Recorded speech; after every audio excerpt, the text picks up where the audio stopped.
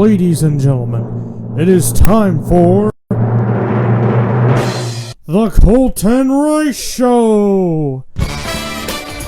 And now, here's your host, Colton Rice.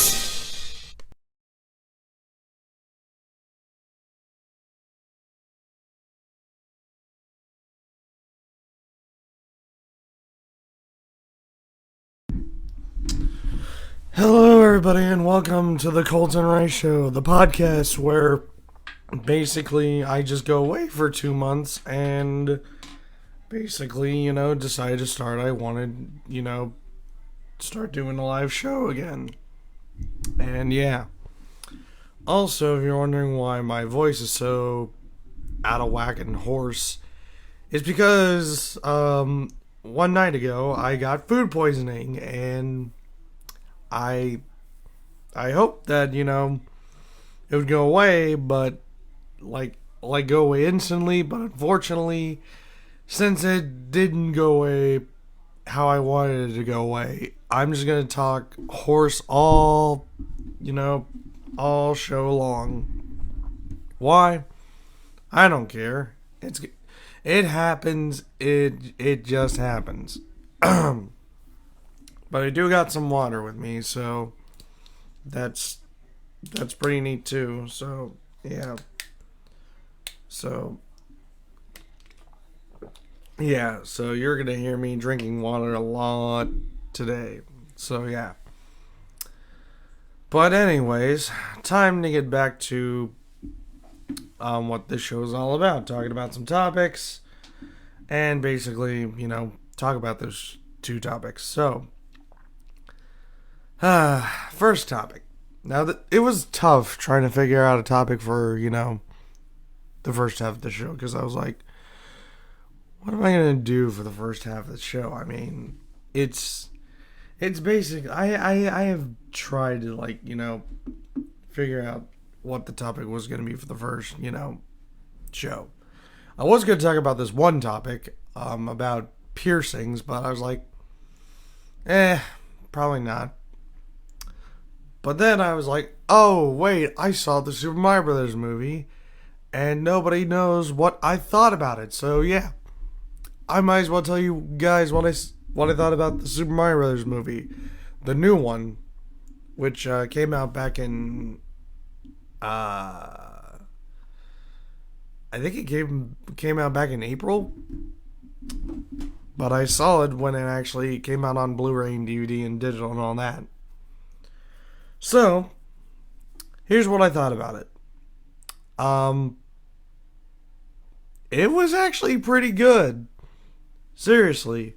There were so many Nintendo references in that movie that I was like, man, they went into hard detail and precise detail to actually,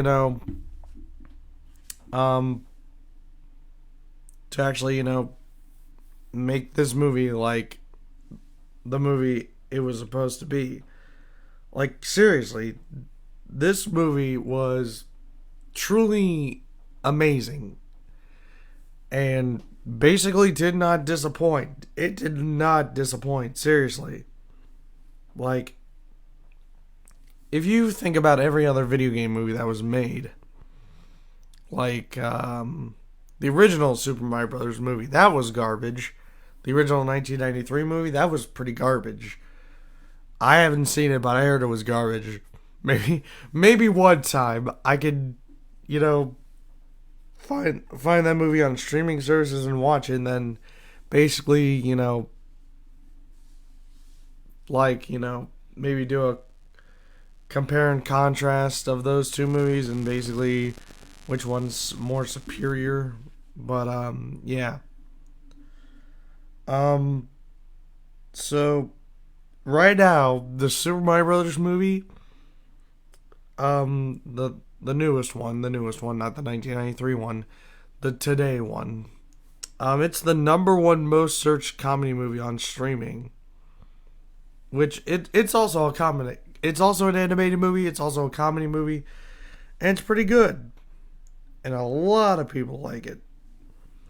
But somehow, like, movie critics don't like it. They gave it a 59% out of all the reviews of the critics that'd seen the movie. Now, I don't know what the critics were thinking about when they saw this movie. But let's see what the original Super Mario Brothers movie, and there 29% for the original Super Mario Brothers movie. So basically, critics are saying that, oh yeah, the Super Mario Brothers movie that came out this year is way better than the one 30 years ago, but it's still garbage. Like, that doesn't make any sense. Like, the 59% for Rotten Tomatoes for the newest Super Mario Brothers movie is basically saying it's bad. Like, I think if it's like a 60% or above, it's like an okay tomato. Like, an okay tomato. Like, 60 to 80% is like okay, and then like 80% to like 100% is fresh. I don't know how Rotten Tomatoes does their, crazy little, scoring thing. But yeah, basically, the movie critics that saw the Super Mario Brothers movie says it's rotten and it's garbage. Out of like 274 critics. Now that is just plain disrespectful. Because this movie made over $1 billion at the box office. That's right, folks. This movie made over $1 billion at the box office. More specific, it made $1.357 billion at the box office on a $100 million budget. Now, that says to me the movie ain't crap. And it ain't rotten. But the critics over at Rotten Tomatoes say it is rotten. That's because some of the critics are just not cool. They don't care what the people say, and they don't care what, the box office says. It's their opinion. Their opinion matters. Nobody else's does. Well, I hate to tell it to you, but the audience would like a word with you, because the audience score for the Super Mario Brothers movie was 95%. It's basically the 59% if you take the 9 and the 5 and switch it around. So, basically, the audience, who have over 10,000 verified ratings, they gave it an average score of 95%. So, who should you trust more on this? The critics or the audiences? And the answer is this, the audiences. Because you always have to know that if a movie sucks, you always go with the audience score. But if a movie is good and you want to see it, you always go with the audience score. Basically, always look at the audience score before you see a movie that you haven't seen before.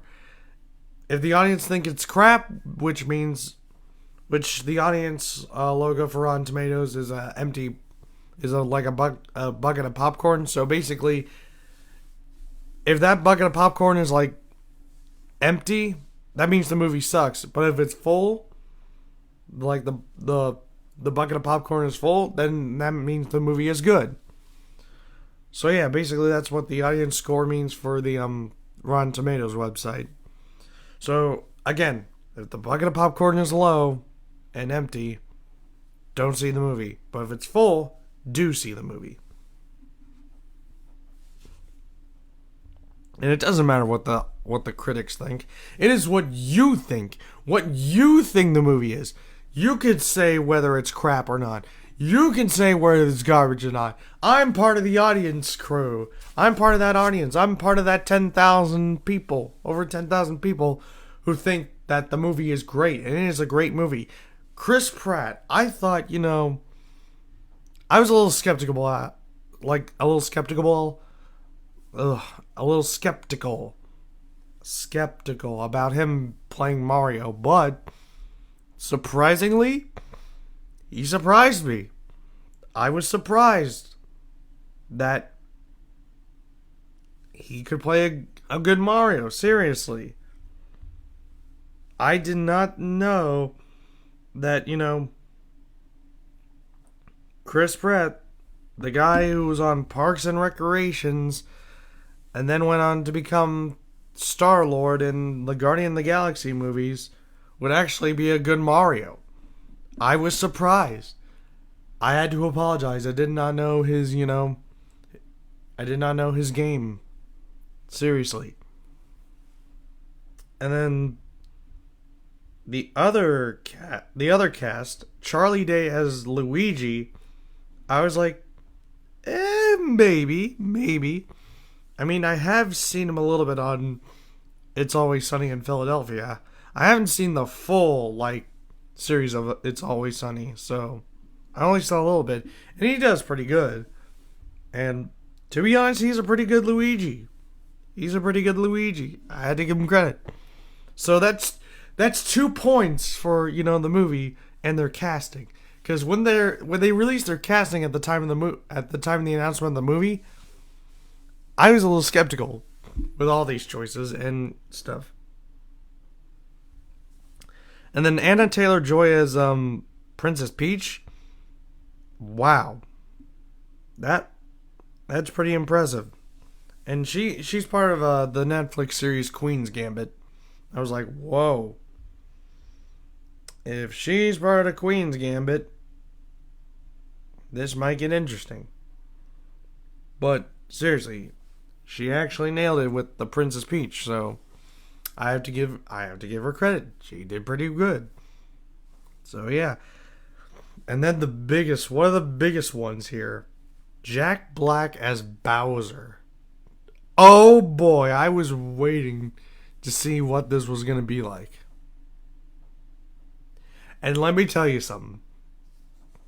I have heard Bowser's voice many times playing the Mario games. But there was one time in particular where he actually got some voice acting, and that was in the Super Mario Sunshine video game. And let me tell you something. Jack Black basically blew the guy who did Bowser's voice in Super Mario Sunshine out of the freaking water. Because literally, type in Bowser voice in Super Mario Sunshine, and basically Bowser does speak like in full sentences. Well, not really full sentences, but small sentences. And Jack Black just blows that voice actor out of the water. Seriously. Jack Black looks like an intimidating Bowser. Well, sounds like an intimidating Bowser. And my God, Jack Black, he was astounding in this movie. He was a truly evil Bowser in this movie. And that's just amazing. It's amazing. Keegan-Michael Key as Toad, he did pretty good as Toad. I mean, when I heard that he was going to be Toad, I was like, okay, maybe this can go, a good way. And it went a good way. Seriously, this is actually how I think of Toad if he actually didn't have that extremely high-pitched voice in the Mario games. Like, seriously, this is actually how I would see, like seeing here Toad as an actual Toad.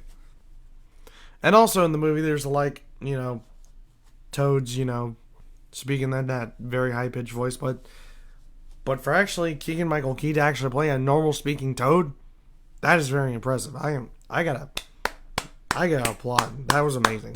Truly amazing. And then the second biggest, casting choice in this movie, Seth Rogen as Donkey Kong. To my surprise, honestly, he did amazing as Donkey Kong. Seriously. And he still has the Rogen laugh, but it didn't matter because he sounded like how we wanted Donkey Kong to sound. Seriously, as a Donkey Kong, he's that big gorilla who wants to, be all be like the best and stuff. And wow, when I saw that Donkey Kong scene, I was like, okay, that's it. That's it. Seth Rogen is the worthy choice to play Donkey Kong. And I had to apologize to Nintendo. I'm sorry. I did not know your casting game was that strong. Seriously.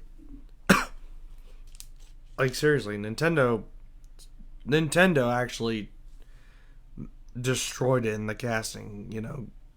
Casting all these guys in the movie. Had to get a drink of water. But yeah. Nintendo. They surprised me. They literally surprised me. And with these casting choices, that was amazing to see what their finished product was. And I think me and all the fans of Nintendo had to apologize to Nintendo for going crazy when they saw these casting choices. And I think some people liked these casting choices and some people kind of didn't. And the people who kind of didn't kind of had to apologize after they saw the movie, because wow, that was a freaking good movie. And man, that was an epic movie. It was an epic movie. And then for the other casting choices, the other voice actors, Fred Armisen as Cranky Kong. To be honest, I didn't know how Cranky Kong was, supposed to be sounded like. If you don't know who Cranky Kong is, he's basically the original Donkey Kong, and that is true. If you ever played Donkey Kong Country, Cranky Kong says he is actually the original Donkey Kong from the 1981 arcade game Donkey Kong. Seriously, look that up. It is true. But man, Fred Armisen as not Donkey Kong but Cranky Kong, he was pretty good. I mean, it's that sounds like an old monkey, old gorilla ape man. So obviously, that's obviously how old, primates are supposed to sound like. I'm pretty sure. Like one of the voices. I don't know how you could voice that better. But anyways, it's whatever. And Kevin Michael Richardson as Kamek. Now, if you don't know who Kevin Michael Richardson is, he's a voice actor.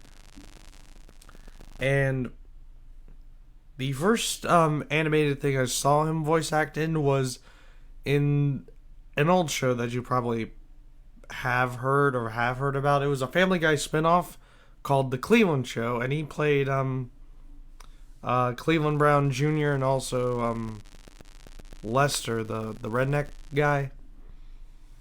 And I thought, wow, he does really good voice acting.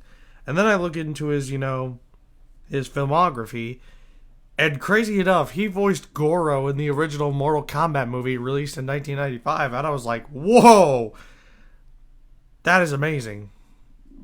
And he also reprised that role in a animated Mortal Kombat movie called Scorpion's Revenge.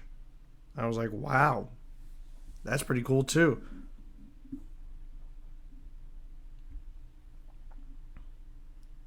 And then, yeah, he's done a lot of stuff.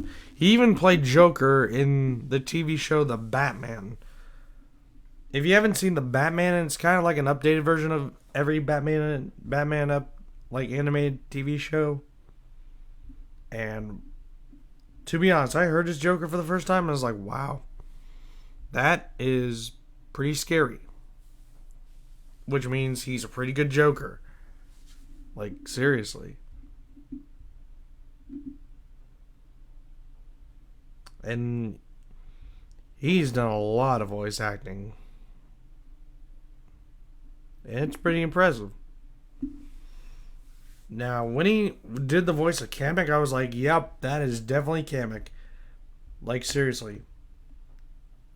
All these voice actors, they have stuck the landing on the voices of these characters. Like, seriously. That is pretty cool. And honestly, I was just blown away. Blown away, folks. Blown away. And I applaud every single voice actor in that movie. And they deserve to earn over $1.3 billion on that movie. Because seriously, that was a really good movie. It's now in my top 5 of favorite movies. So it goes Spider-Man No Way Home, Forrest Gump, The Shawshank Redemption, the Super Mario Brothers movie, and then number 5, I think it had to be Spider-Man 2. Like Spider-Man 2 at number 5. So it goes Spider-Man No Way Home, Forrest Gump, The Shawshank Redemption, the Super Mario Brothers movie, and then Spider-Man 2. That's basically my top 5. Top 5 favorite movies. Like, seriously. The Super Mario Brothers movie. Man, that was a pretty good movie. That was a pretty good movie. And I should get other people to watch that movie. But they're like, no, it's Super Mario Brothers. Who would want to watch a Super Mario Brothers movie? And I'll be like, bro, this movie made over $1.3 billion. And that's a billion with a B. But they still won't watch it. And that makes me sad. Now, Charles Martinet, the guy who usually voices Mario in the video games, back when they announced the casting, they said that he was going to make a cameo appearance. And he does. He actually does. He actually voices a guy in the beginning of the movie that looks like Mario's original design, like when he was called Jumpman. And I still call that character Jumpman in the movie. Yeah, if you didn't know, Mario in the original Donkey Kong was actually called Jumpman. But in that movie, I basically called the guy who was talking to Mario and Luigi about, their commercial for the Super Mario Brothers plumbing business thing. I called that guy Jumpman. I was like, "Oh, it's Jumpman." Even though it says it's actually a Brooklyn citizen, I don't care. I call him Jumpman. Seriously. Jumpman is in the Super Mario Brothers movie because all he does is he jumps and he also says "Wahoo!" I was like, "Yep, that's Jumpman." And he's also playing a Donkey Kong arcade cabinet, so obviously it's got to be Jumpman. Duh. And then Charles Martinet also plays Giuseppe, who is Mario and Luigi's father. And I was like, wow, I did not realize he was, Mario and Luigi's father until I, read the credits and stuff. I was like, wow. They gave him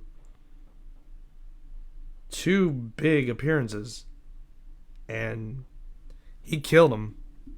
Like, seriously, Charles Martinet killed his cameo appearance. Like, seriously, it has to be the best cameo appearance since probably every Marvel movie Stan Lee's been in. Seriously. And here's the craziest part. I think there's a craziest part.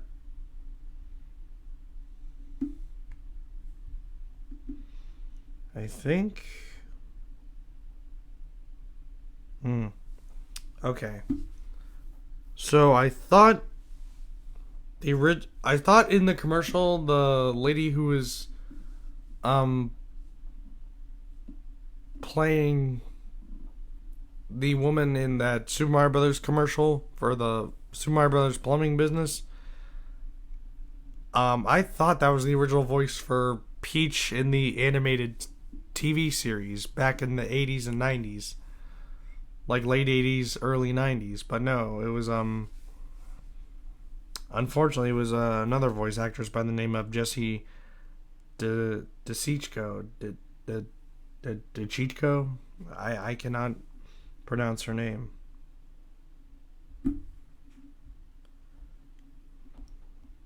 But apparently not. It sucks that it sucks that they couldn't get some of the old voice actors from the old Super Mario Brothers animated TV shows to make cameo appearances.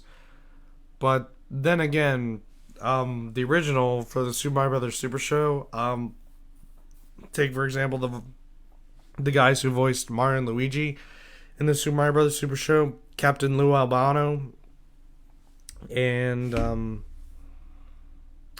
who was that other guy that played Luigi?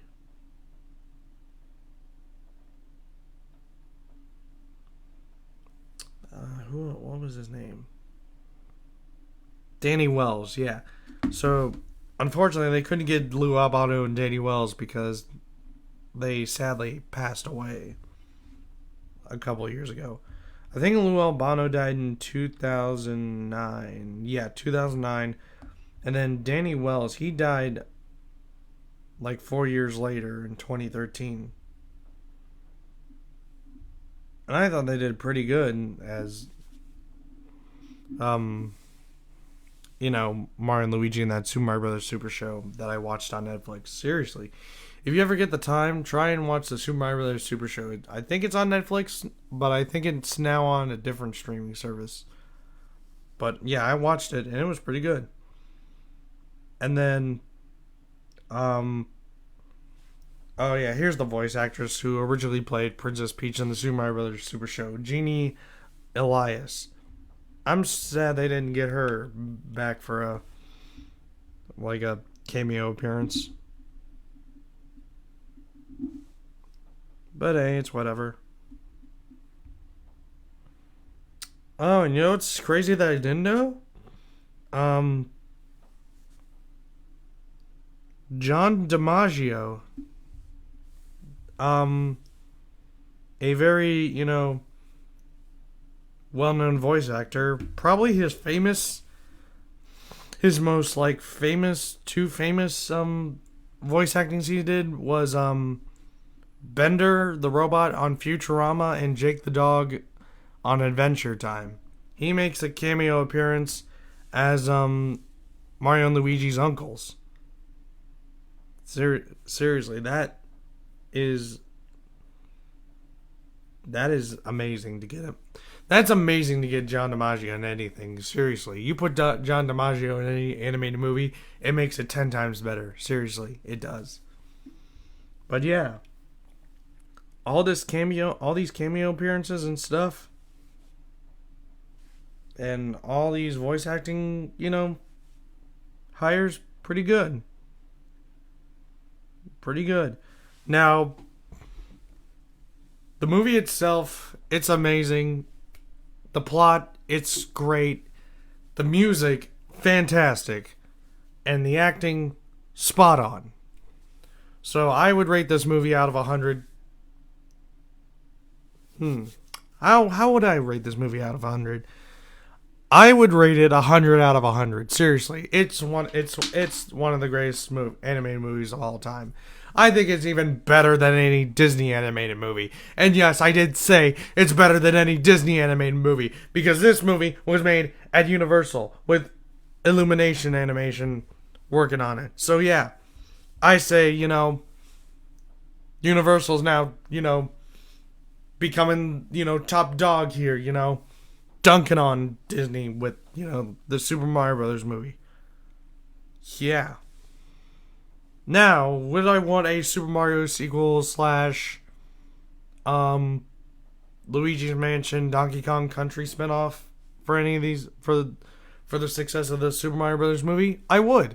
But unfortunately, there's an ongoing strike, and sadly, there probably won't be any sequels until the strike ends, so ladies and gentlemen, please have the actors and writers and everybody just just get them together and come up with a deal so everybody is happy, fine, and dandy, so we can get the freaking strike done and have our movie sequels and movies come out, because I want to see Tobey Maguire as Spider-Man again, because I heard rumors that Tobey Maguire might be coming back as Spider-Man in a fourth Spider-Man movie, and I want that to happen. But it's not going to happen if the Writers Guild of America and the Screen Actors Guild are on strike. So everybody, get your crap together. Okay? Alright. So yeah. And that's basically it for that first topic, and my earbuds fell out. That's great. So yeah, Super Mario Brothers movie. I like it. I love it. It's awesome. Definitely recommend it. Go see it. It's now out on DVD, Blu-ray, digital, 4K, Ultra HD, Blu-ray, and all that stuff. So yeah, go buy it today.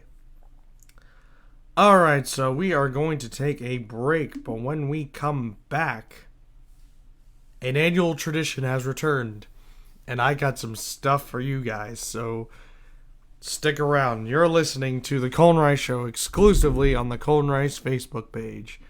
We'll be right back.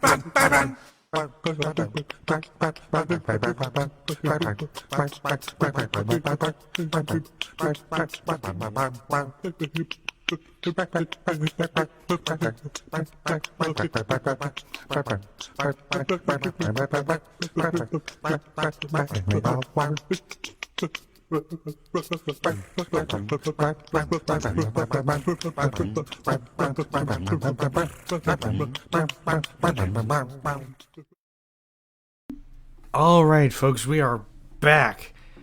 And now for the second topic of today.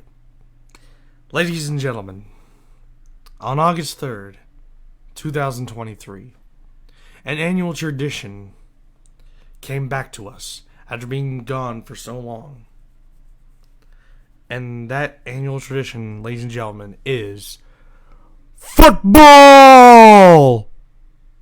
That's right, football was back on August 3rd, and it was the Hall of Fame game. The greatest game of them all, kinda. Even though it's not the Super Bowl, it's still a fun little game. But man, we got Jets and Browns in the Hall of Fame game, and man, oh man, was this game awesome. Browns, Jets, it was a big dog fight, but guess what? The Browns came out on top, winning the game 21-16 against the Jets, giving the Browns their second Hall of Fame game victory, their first since 1999 when they came back after having their operation suspended for 3 seasons because of that punk Art Modell, not like, trying to move the Browns to Cleveland, but he was given an expansion team, but he was allowed to move, the players and coaches to, Baltimore, which sucked. But, it's whatever. But here's the good news. Art Modell is still not going in the Hall of Fame. So, thank you, Jesus, for that. And since then, football is back. We got preseason games everywhere.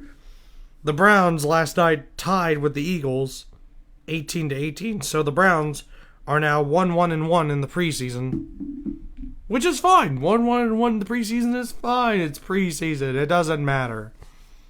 You might as well make the Browns, preseason champions because they played more games. So yeah. But anyways, enough about talking about the NFL. College football is coming back soon. It's actually week 0 is actually next week. And there's some pretty good games out on week 0, I'm pretty sure. If not, I might as well not tell you about them.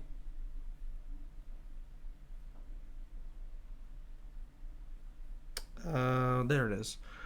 So week 0 games, Navy versus Notre Dame, which is going to be a good game.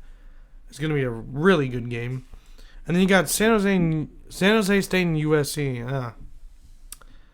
Yeah, don't watch USC and San Jose State. Watch Navy Notre Dame. That's going to be a good one. The United States Navy against the Notre Dame Fighting Irish. That's going to be a good battle. Seriously. But I think they're going to be playing in Dublin.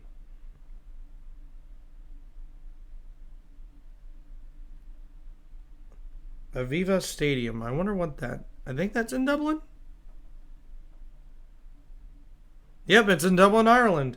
So yeah, Navy and Notre Dame are going to be playing in Dublin, Ireland for that week 0 game.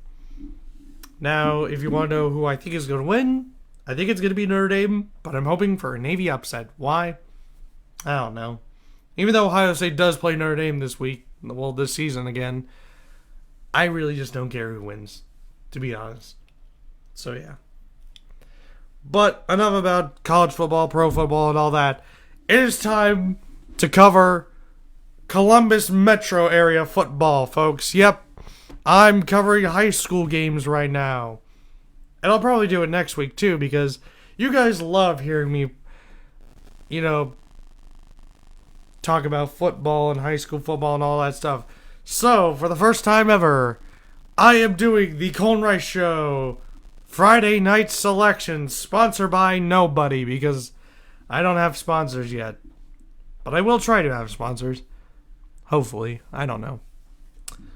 But anyways, I'm going to be talking about 25 college football games. I mean, not college football games. 25 high school football games. And then I picked my high school game of the week. So technically, you're going to hear me talk about 26 high school football games and hear me who I think is going to win. So, with that, we're going to start from number 1 down all the way into the top 25 in the Columbus metro area, and then I'll pick some Columbus metro area games I picked. So, there's going to be 19 top 25 games, and then there's going to be 6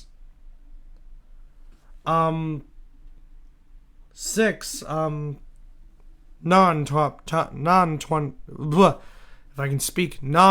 25 games that I picked, making it to 25, and then the game of the week is going to be a top 25, matchup. So and that makes 26.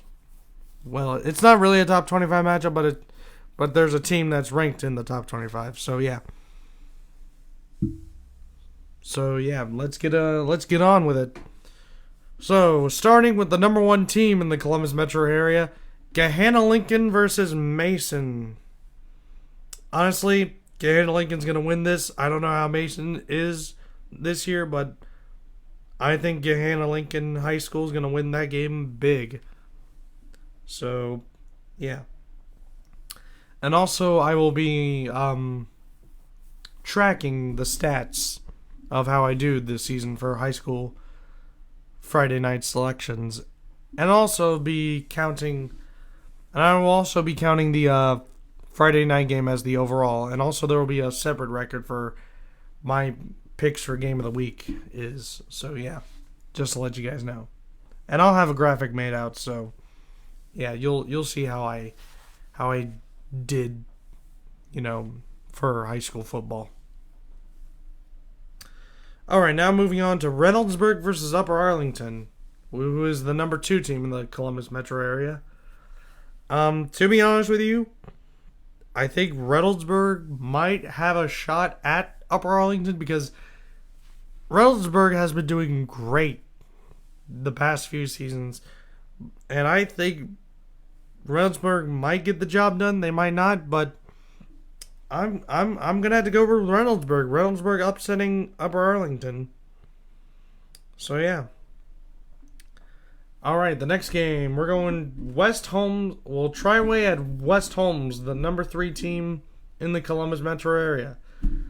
I think I'm gonna go with West Holmes just because they're the number 3 team in the country, and I don't know how Triway is going with football these days, but I think West Holmes is gonna take home the W for tonight's matchup against Triway.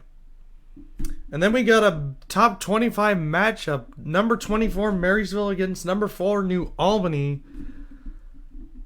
I think it's going to be a pretty intense matchup. I mean, Marysville's done pretty amazing at football recently, and New Albany with the same. But I think New Albany's going to clinch the victory. I think New Albany's going to win by probably like a field goal.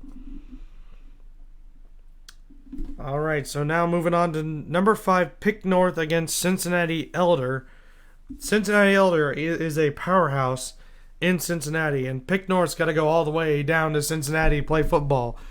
So, it's a 50-mile to 70-mile drive, I'm pretty sure. It's a long ways to Cincinnati. But I think Pick North is going to go there to Cincinnati and get the W against Cincinnati Elder. So yeah, I think that's going to happen. Pick North over Cincinnati Elder. Alright, the next matchup. Bloom Carroll against number 6 Bloom Carroll against number 18 Harvest Prep.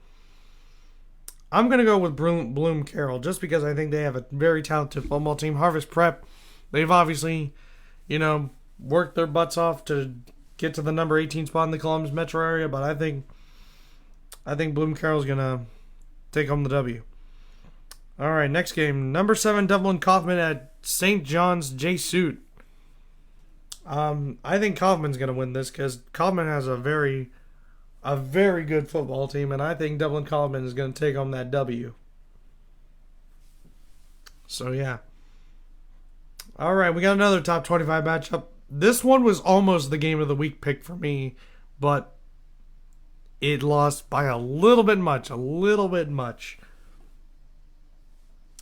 Pick North, number 8, not Pick North, number 8 Pickerington Central, the original Pickerington High School, against number 11 Olentangy Liberty. I mean, these two teams are really good at football. Pick Central, they have a new coach. I'm pretty sure they got a new coach. Olentangy Liberty, they're extremely talented in football, but I think Pick North is going... Not Pick North. I think Pick Central is going to edge out Olentangy Liberty by just a point. Just a point. All right, next game. Oh, guess what, everybody? It's Big What? Big Nut. Number 9, Big Walnut against Bishop Hartley. Bishop Hartley, has won many state titles in the Division 4 of the OHSAA, but unfortunately, they haven't been able to get much success in Division 3, but they've always tried, though. They've always tried to get that state championship in Division 3. Big Walnut, they've always been competitive in the OCC, especially against Westerville South the past 2 seasons, and I think Big Walnut is going to have a game with Bishop Hartley, a really big game with Bishop Hartley, but I think Big Walnut is going to edge out Bishop Hartley by a touchdown. It's going to be probably a total of 38 points scored and probably outscored by a touchdown. So a total of 38 points from both teams, but Big Walnut wins with a touchdown. So yeah. All right, next game. Bishop Watterson against Whetstone High School. Bishop Watterson going against the Columbus City School League team. To be honest, Columbus City Schools, they've always had well-known football teams, playing some of the highest caliber teams, but I don't think Whetstone's going to last against Bishop Watterson. So yeah, I got Bishop Watterson beating Whetstone. I don't think Whetstone will be able to handle Bishop Watterson. They're the number 10 ranked team in the Columbus metro area. I think it's going to be a big blowout for Whetstone, unfortunately. And then we got another top 25 matchup, and it's my alma mater, Westerville South, number 12 Westerville South against number 13 Dublin Jerome. Now, Westerville South, they have done well against Dublin teams. They've done well against Kaufman. They've done well against Scioto in the past. And I think they're going to get another W against another Dublin team, and that's Dublin Jerome. So I got South beating Dublin Jerome. Probably like 35 to 21. They're going to be winning by 2 touchdowns. It's going to be a fierce game, but I think Matthew Christ is going to coach South really well tonight, and I think he's going to get the W for South. All right, moving on. We got number 14, London, the London Red Raiders, against Washington Courthouse High School. So I think London is going to get the W over Washington Courthouse. So I'm going London on this one. All right, Olentangy Berlin at number 15, Hilliard Bradley. Olentangy Berlin, they've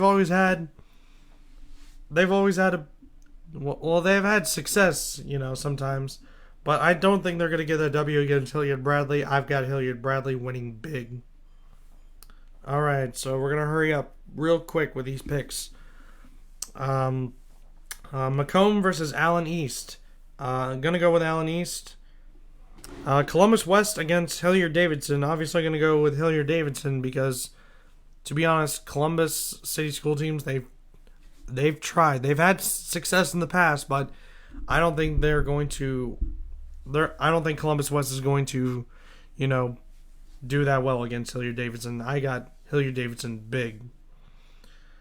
Number 21 Tri-Valley against number 19 St. Francis de Sales. I got de Sales on this one. Number 22 Groveport Madison against Canal Winchester. I got Groveport Madison. Anthony Wayne High School against Hilliard Darby. I'm going with Hilliard Darby. Dublin Scioto against number 25 Grove City. I'm actually going to go with Dublin Scioto because I think they're going to pull off an upset. Alright, that's it for the ranked matchups. Now for the non-ranked matchups I picked.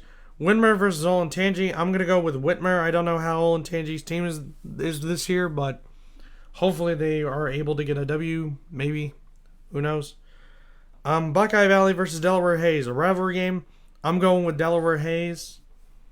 Teays Valley versus Lancaster. I'm going to go Lancaster on this one. Thomas Worthington against Beechcroft. Going to go with Tommy Worthington.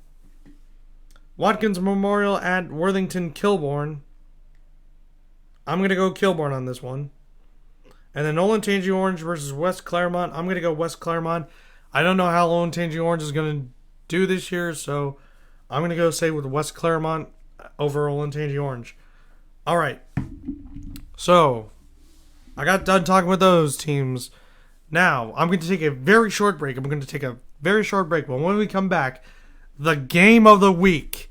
Westerville Central, number 20 Westerville Central against Westerville North. A battle of the battle for Maxtown Road. Or the Battle of Maxtown Road, however you want to say it. So stick around for that.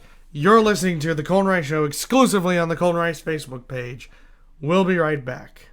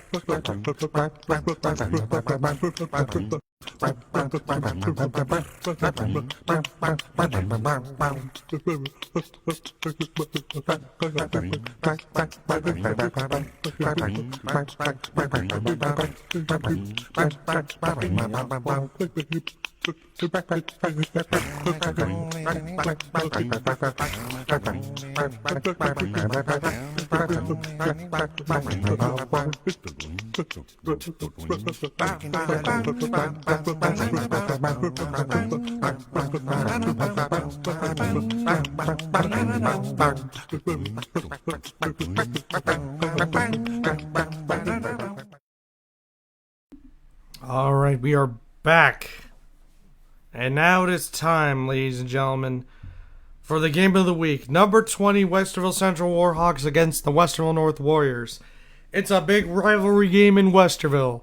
You know, back in my day, it was just everyone was talking about Westerville North versus Westerville South, how these two teams would get into each other. But now it's kind of flipped when Central came into the picture in 2003.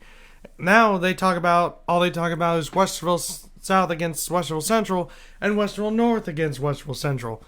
Now, there is one thing that these two schools have in common. Well, yes, they both are from Westerville, but besides the fact that they are both from Westerville, they share the same road that they actually get to school from, and that's Maxtown Road. So yes, Maxtown Road connects to Westerville North, Maxtown Road connects to Westerville Central. And in this big game, Westerville Central is looking to win again against Westerville North ever since last year with that miracle Hail Mary play that gave them the 24-20 victory over Westerville North. But here's the thing, Westerville North, they got a new coaching staff.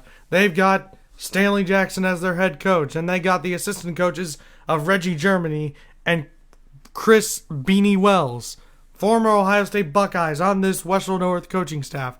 Can Stanley Jackson and his Buckeye coaching staff, full of former Buckeyes, beat Westerville Central and send a message to Westerville South saying they're not playing anymore, and also send a message to the whole OCC and the OHSA saying, hey, North is back?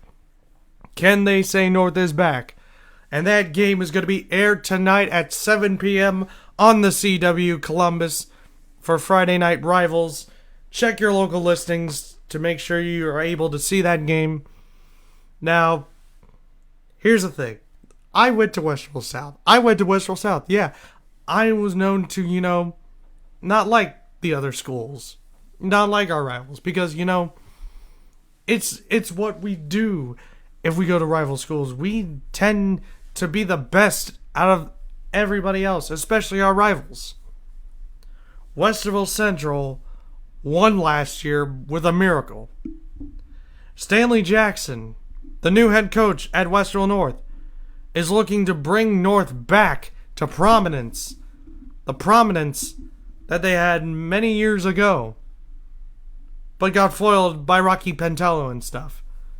And was still getting foiled even after Rocky Pentello got fired. Westerville North is looking to be the OCC champion for the first time in a long time. Westerville North is looking to get back into the state playoffs. Westerville North is looking to win possibly a district title, a regional title, and possibly a state title, and make Westerville North football back on the map. Stanley Jackson wants to put Westerville North back on the map for high school football, not only in the Columbus metro area, but in the state of Ohio. Well, Stanley, I love that you're a former Buckeye. I love that you got Reggie Germany and Chris Beanie Wells on your coaching staff, and all those former Buckeyes on that coaching staff as well. But I'm sad to say, Stanley, I don't think you're going to beat Central tonight. You're going to get creamed against Westerville Central. Unless I see some kind of prominence in that game tonight, there's no way you're going to beat Central. You don't know what you're getting into. Central has been a powerhouse for a long time, but we all know South's coming to claim that again when they play Central, and then when they play you, South's going to win. And I'm sorry, but I don't think you're going to beat Central. You're still a long way from prominence. I'm going with Westerville Central over Westerville North. So, yep, I'm picking Central over North. I know Stanley Jackson wants to get Westerville North back to where, back to where, they were once, playing dominant football and stuff. But unfortunately, that just ain't going to happen as long as Westerville Central is still dominant. And they have been. They have been still dominant. But they haven't been able to beat South, so that's good. But yeah, I'm picking Westerville Central over Westerville North tonight. So again, the Battle of Maxtown Road. Westerville Central against Westerville North tonight at 7 p.m. at Westerville North High School. You can catch it on the CW Columbus Friday Night Rivals. Again, check your local listings to make sure you are able to watch that football game. But yeah, that is it for the show, ladies and gentlemen. That is it for the Colton Rice Show. That is the Colton Rice Show Game of the Week. That is the Colton Rice Show picking the high school team stuff, and I will see how I do tonight. If I suck tonight, then I will know how I need to do next Thursday. Because, yep, I'm doing a show next Thursday. So, yeah, it's not going to be on a Friday. I'll be busy on Friday. So, next Thursday, there will be a show, and hopefully I do well. Hopefully I do well. I just hope I do well. So yeah, alright. Time to get out of here. Thank you guys so much for watching. If you enjoyed this episode, please leave a like on the live stream. I'd appreciate it. Sorry for the hiccup. Also, follow me and also like the page so you can be notified. Also, actually turn on notifications so you can be notified when the show goes live and all that good stuff. Alright, I'm going to get out of here, guys. So I will see you all next week on Thursday for a new Colton Rice Show. I'll see you guys later.